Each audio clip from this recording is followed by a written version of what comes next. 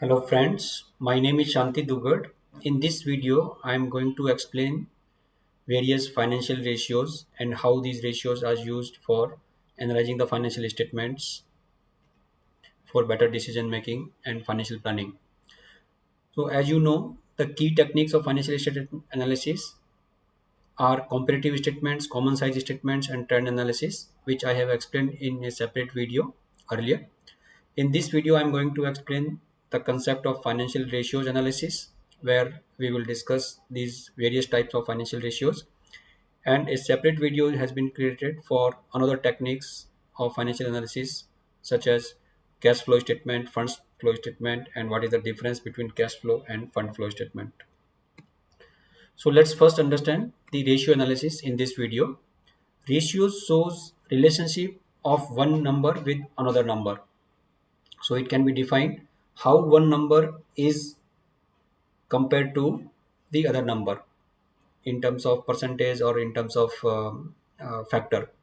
So it is very useful in financial analysis when absolute numbers are converted into some ratios, because absolute number by itself has no meaningful information, it is only a piece of data.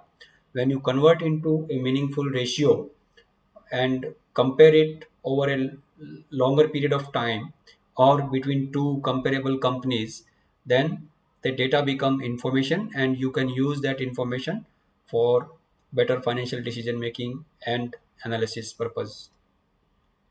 So the benefits of ratio analysis are: it throws light on companies' financial health and profitability. It identifies the weak points and strong points of the company, whether the financial health of the company is going in a positive direction or in negative directions.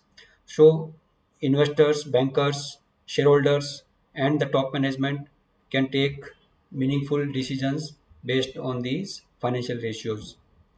It also discloses the cause and effect relationship between two variables. So when we compare the one number with another logical number, then it gives us the direction which factor is deteriorating and which factor is improving over a period of time. And as I said, it facilitates comparison among various companies and industry average. It helps in financial forecasting and preparing future business plans. And with these ratios, we can also compare whether the actual ratios are worse or better than the standard or ideal ratios. However, ratio analysis is not a complete analysis. It also has some limitations, like it ratios gets distorted if the absolute numbers are overstated through window dressing techniques. So obviously, when the base numbers are overstated or understated through window dressing, then whatever conclusions drawn through those ratios using those numbers will also be distorted or misleading. The second limitation is that if over the period accounting policies have changed, then the ratio derived in one financial year and ratio derived in another financial year may not be real apple to apple comparison. Or when two different companies adopts two different accounting policies, then also the ratios comparison between these two companies will be not useful. The third limitation is ratio does not take into consideration the inflation. So it just take the historical numbers on their own without adjusting for the inflation. When the size of two firms are quite different, so suppose one firm is very large, another one firm is very small, so their ratios will be very uh, could be same, but it will not reflect the same picture, so their comparison would not be meaningful. Another limitation is that different ratios may reflect different picture. So few ratios can show that company's health, financial health is improving, but few other ratios may show company's financial health is deteriorating. So one has to be very careful which ratios we are using for looking at what situation. So sometimes it becomes confusing if the analyst is not prudent and he picks those ratios which are not relevant. then it would give misleading information about the company's health, financial health. The ideal level of standard or ratios is also not uniform across companies, and personal bias of analyst, of course, is a big limitation. However, financial ratios in isolation may not give uh, a total picture, but if they are used over a period of time and consistently using the same accounting policies, it throws some uh, decision making information which can be used by the management, investors, or bankers for better assessing the company's financial health. So when these are compared with a set of standards or the ideal levels, or when these are compared with the similar companies in the same industry group, we can make the usefulness of ratios better. Now let's understand what are the types of ratios and how they can be classified. So broadly, the financial ratios can be classified under five broad categories. One is liquidity ratios, leverage ratios. The third one is turnover ratios, or we also call them activity ratios. Fourth one is profitability ratios, and fifth one is the valuation ratios. So I will explain each of these categories and what are the ratios under each of one of them in the next few slides, and how they are used by different section of the stakeholders for their financial decision making. Let's first understand liquidity ratios. Liquidity ratios measure the solvency of the firm in short term. So whether the firm is able to meet its current liabilities or short term liabilities, this ratio will reflect the true picture on it. So important liquidity ratios are: first is current ratio, which is defined as current assets divided by current liabilities. So current assets on the numerator side will include cash, debtors, inventories, short-term loans and advances given, prepaid expenses and other liquid assets. So this is the numerator, and the denominator is current liabilities, which will include all short-term liabilities payable within next 12 months. For example, accounts payable, provisions, installment, repayment of the loan due within next 12 months. So if we calculate that, we get the ratio of current ratio. So higher the ratio, better it is, because if numerator is higher than denominator, the ratio will be more than 1. So ideally, this ratio should be more than 1. The second liquidity ratio is acid test ratio or quick ratio. In this, from the numerator, we remove the inventory part from the current assets. So that is called quick assets. Why we remove the inventories? Because inventory is the least liquid among the current assets. So if you need urgent money to repay your current liabilities, you cannot rely on your inventories, because you need some time to liquidate them and realize cash against that. So that's why we only consider quick assets, which is calculated by reducing inventories from the current assets, and denominator remains same as current liabilities. So here also, higher the ratio, better it is, because it should be more than 1. Then company's immediate liquidity situation is very good. The second, we go to leverage ratios. Leverage ratio represent and measures the long-term ability of the company to meet its financial liabilities and throws light on the company's capital structure. So in liquidity ratio, we assessed the short-term solvency or liquidity position of the company. In leverage ratio, we assess the long-term ability of the companies to meet its financial debts or liabilities, and it also throws the company's capital structure between debt and equity. So the most important liquidity ratio is leverage ratio is debt equity ratio, where the denominator is debt and denominator is equity, numerator is debt. So debt includes all kinds of debts, whether it is short term or long term. In the equity side, we include equity share capital, reserves and surplus, and preference share capital. So that's basically net worth. So lower this ratio, better it is, because if the debt proportion is higher than the equity proportion in the capital structure, then this ratio become more than 1. and that is not desirable, because in that case your debt levels are higher than your own net worth in the company. Bankers normally calculate a modified version of these ratios. So what they do, they consider only the tangible net worth of the company in denominator. So from this equity sides, they reduce the unamortized expenditures and losses. So that becomes tangible net worth, and the numerator remains the same as debt. The second leverage ratio is debt to asset ratio, where debt is the numerator and total assets is the denominator. So it denotes how much of total assets is financed by the debt portion. So obviously, if if debt is, let's say, 40%, so 60% will be financed by the equity. So 1 minus this ratio denotes balance is financed by the equity. And this also, lower this ratio better it is, because if you finance your total assets by a more weightage or proportion of debt, it is not uh, good for the long term solvency of the company. However, in the initial phase, it is okay, because when you are investing in a mega projects, in the initial phase, that proportion can be higher.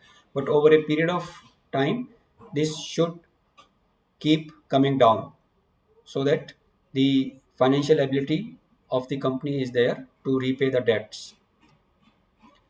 The third important ratio of leverage is interest coverage ratio, where the numerator is the EBIT, earnings before interest and tax, and denominator is the interest. So this shows your EBIT is how many times of your interest obligations. So higher this ratio, the better it is, because in that case your earnings before interest is enough to pay the interest liability.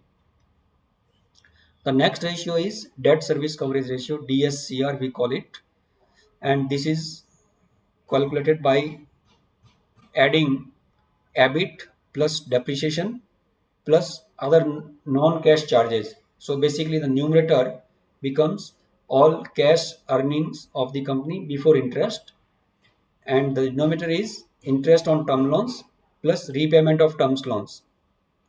So this ratio measures basically how many times of your debt obligation, including interest, you are generating cash in the company. So higher this ratio, better it is. That will show that company has sufficient cash earnings to repay its interest and debt obligations in future. Now let's come to the third category of ratios, which are called turnover ratios, or they are also referred to as activity ratios. So activity ratios or turnover ratios measures how efficiently the company's assets are being utilized, both current assets as well as the fixed assets. Or in other words, how many times they are getting turnover and generating sales. So the first important ratio is inventory turnover, and how it is calculated by cost of goods sold divided by average inventory. So this ratio shows how many times the company's inventories are getting turning over and generating sales. So obviously higher this turnover, better it is, because that will show that company is liquidating its inventories faster and generating more and more sales out of it in a particular year. And the denominator, we take the average inventory, which is simply the opening stock plus closing stock divided by 2. We can also calculate average inventory days, which is very important to show how much inventory you are carrying as number of days of your cost of goods sold. So this is calculated by a formula, average inventory divided by cost of goods sold times 365. So here average inventory was the denominator, here average inventory is the numerator, and that is divided by the COGS and multiplied by 365. So this will show how many times, how many number of days inventories the business is carrying. This ratio can also be calculated by using an alternative formula, 365 divided by the inventory turnover ratio. So if we divide this inventory turnover ratio by 360 from 365, we get the same result here. And obviously lower this ratio, better it is, because it will show that you are carrying less inventory number of days, so less working capital blockage. However, very low inventory days also is sometimes risky, because then you may end up in the stock out situation whenever there is a good demand of your products. The third turnover ratio is debtors turnover, which is simply calculated by total credit sales divided by the average debtors. This denotes how many times is the credit sales of average debtors of the company. So higher this ratio, better it is. That means it will show that company is getting collection faster and generating more sales in the year. So just corollary to this is average collection period, which is called ACP, where we just do the other way around. Average debtors becomes the numerator, total credit sales becomes the denominator, and multiply by 365. So this can be also calculated by 365 divided by debtors turnover ratio. So obviously lower this ratio, better it is, because that will show that company is giving lesser credit days to its customers, so that it generates more sales for the same level of debtors in a year. The next one is the fixed assets turnover ratio. It is simply the net sales on the numerator divided by average net fixed assets. So it shows how many times the fixed assets of the companies are turning over to generate sales. And higher this ratio, better it is, because a higher ratio means the higher efficiency of fixed assets to generate sales.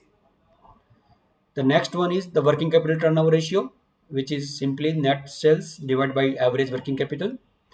How do you calculate by average working capital? It's the opening working capital, which is current assets plus current assets minus current liabilities, and closing working capital divided by 2. And here also, higher this ratio, better it is, because a higher ratio will show that working capital is being utilized efficiently and it is generating more sales. Working capital cycle days, this ratio is very important, and very important to measure and monitor by the companies.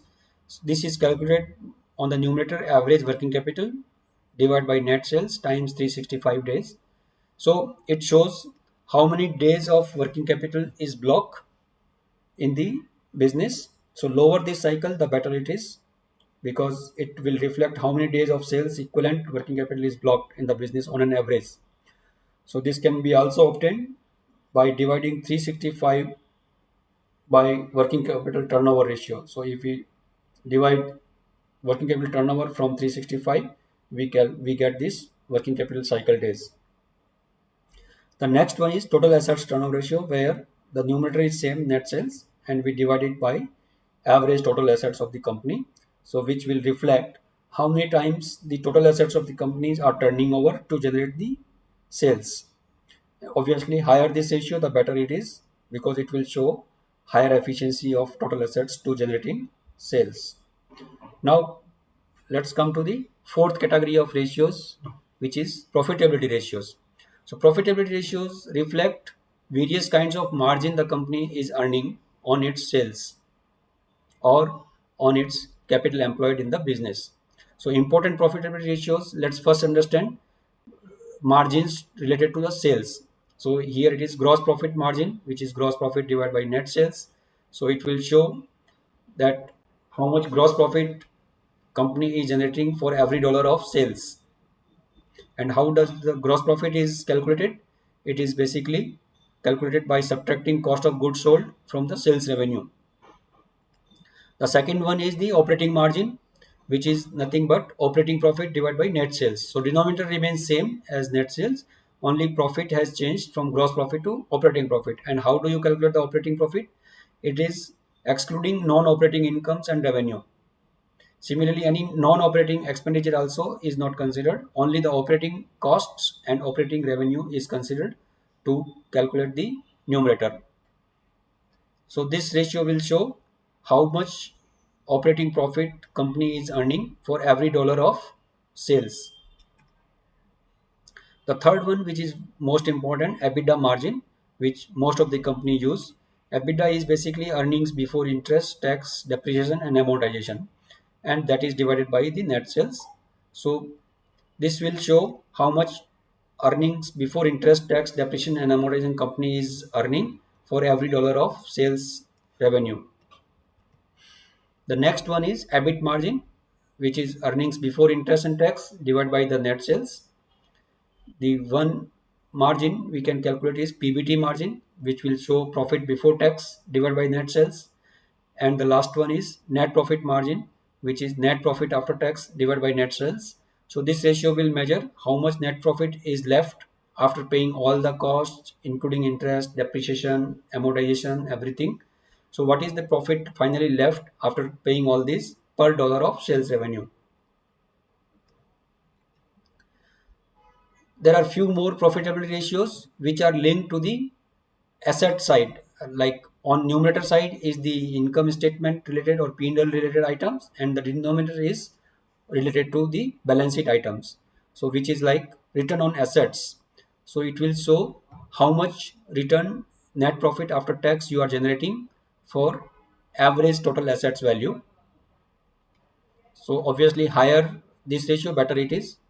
The another one which is very important in business parlance and corporate sector is the return on capital employed, ROCE, which is calculated by numerator as EBIT, earning before interest and tax, and that is divided by average capital employed. So capital employed, how can we calculate? We can calculate in three methods. The first method is the take the opening and closing is of net fixed assets and net working capital. So basically it's net fixed assets plus net working capital. So you will get the total capital employed in the business. The another way of calculating capital employed is take the total assets and from the total assets subtract the current liability. So then you will reach the same number as this. And the third alternative is if you want to do it from the liability side of the balance sheet, so take the total shareholders equity, which is net worth. So net worth of the company, which is the total capital employed, plus liability. And when we talk liability, liability will not include the current liabilities. It is excluding current liabilities. Okay. So this is very important ratio which companies normally monitor. This will show how much EBIT is generated per dollar of capital employed in the firm or in the business.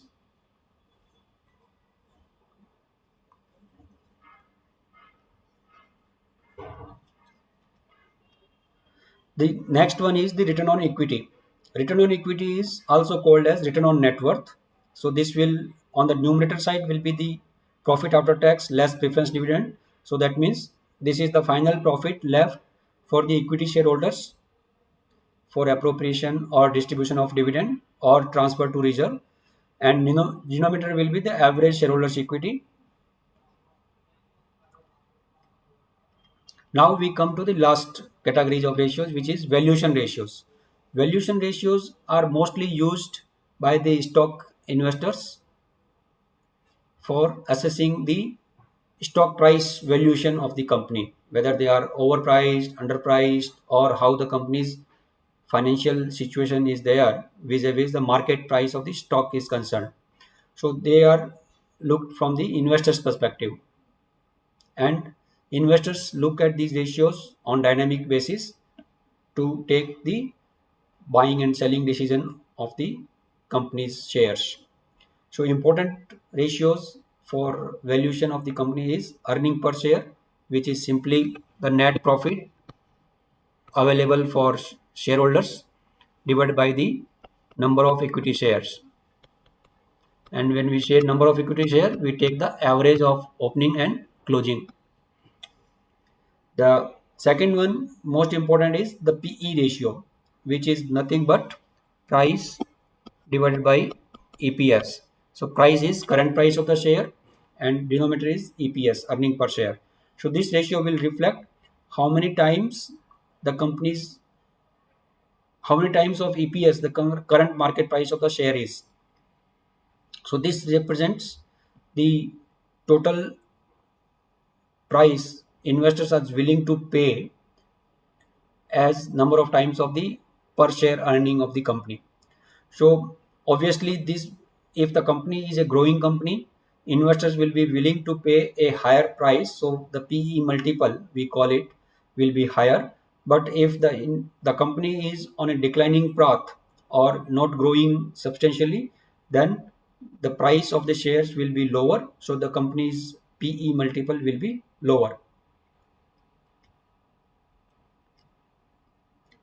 The EV to EBITDA ratio, this is enterprise value. EV means enterprise value and denominator is the EBITDA. So this ratio will show what is the enterprise value of the company or the market capitalization of the company plus outstanding debts minus cash or cash equivalents.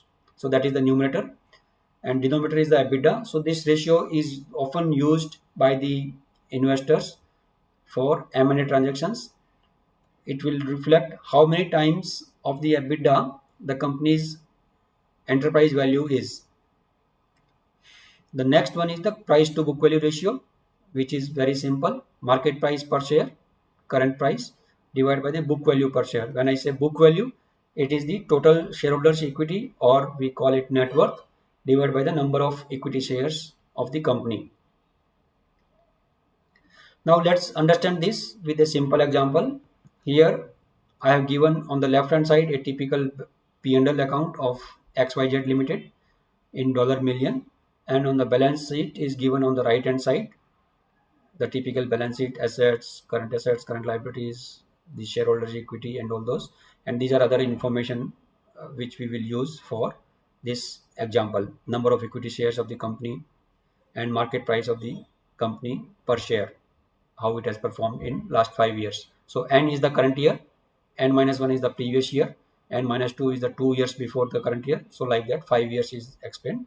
So we'll use this to information to calculate various ratios. So liquidity ratio, as I said, current assets minus current liabilities. So here let's see the current assets. The current assets was here 170, current liability is 80. So when you divide 170 by 80, we get 2.13. So like that, we for each year we can do. The second is asset test ratio, current assets minus inventories. So here we say current assets was 170 minus inventory is 60. So 170 minus 60, 110 divided by 80, we get this ratio. So like that we can do for 5 years. So this will show that the ratio which was 1.93 in n minus 4 year has now deteriorated to 1.38. So this is not a healthy picture. Similarly, the current ratio has also showing reducing trend. So that is also not healthy picture. The other leverage ratio, let's say debt equity ratio, we show debt upon equity. So it was 0.37 in n minus 4 year, which has gone up to 0.63. This is again not a healthy signal. The debt to asset ratios was 2.27, is now 0.38. So it reflects that 27% of the total assets were financed by the debt in n minus 4 year. Now it is 38% of the asset is financed by the debt. So again, this is showing the debt component is increasing in the business. The interest coverage ratio has reduced from 5.68 to 4.2. So this is also not a healthy picture. It is showing negative direction. The debt service coverage ratio has also reduced from 1.58 to 1.15. So this is again not a healthy signal. So like that, these ratios will help us to understand how the trend is over a number of years. And if this we show in isolation, that will not have any meaningful information unless we compare it with so many years and see the trend. And if we plot in the graph, then it will show a picture that which ratio is improving. Suppose I plot it here, current ratio is coming down, quick ratio is coming down, debt equity ratio is going up, the debt service coverage ratio is going down. So this shows very clearly that the company's financial health is deteriorating over last 5 years. The other ratios, let's see how the situation is. Activity ratios. Activity ratio is more or less remain 4, so that's no change much. The inventory days from 91.25, it's remain 91.25, so it's also not fluctuating much. Debtors turnover ratios is almost constant, so not a issue. Average collection period remain in around 47-48 days, except for these 2 years it has gone up. So fixed assets turnover ratio fixed assets turnover ratio has gone up, so that's a healthy sign.